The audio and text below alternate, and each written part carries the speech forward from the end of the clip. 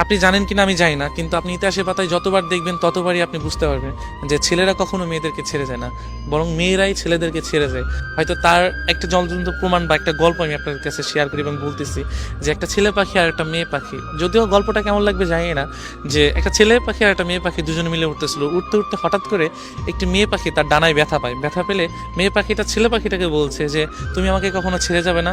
ছেলে পাখিটা ওই কথা শুনে মেয়ে পাখিটাকে বললো যে তোমাকে আমি কোনোদিনও ছেড়ে যেতে পারবো না। সেই কথা বলে তার একটি ডানা সে ভেঙে ফেলে। ফেলার পরে তাদের অনেক দিন পর একটা তুফান আসে, মানে একটা ঝড় আসে।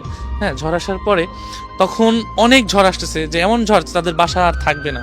যদিও দুজন দুজনকে খুবই ভালোবাসতো, এতটাই ভালোবাসতো যে প্রকাশ করার মতো না, যদিও গল্প যেটা।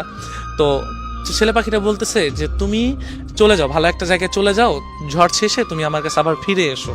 তো মেয়ে পাখিটা কি করলো, যে চলে গেল। চলে যাওয়ার পর তো অনেক ঝড় আসার পরে তখন ছেলে পাখিটা ওই ঝড়ে মারা গেল। মারা যাওয়ার পরে তো ঝড় শেষে মেয়ে পাখিটা আসছে, আসার পরে দেখছে যে নিচে লেখা যে তুমি যদি একটিবার বলতে যে আমি তোমাকে ছেড়ে কখনো যাব না, তবে আমি এই ঝড়টাকে যত কষ্টই হোক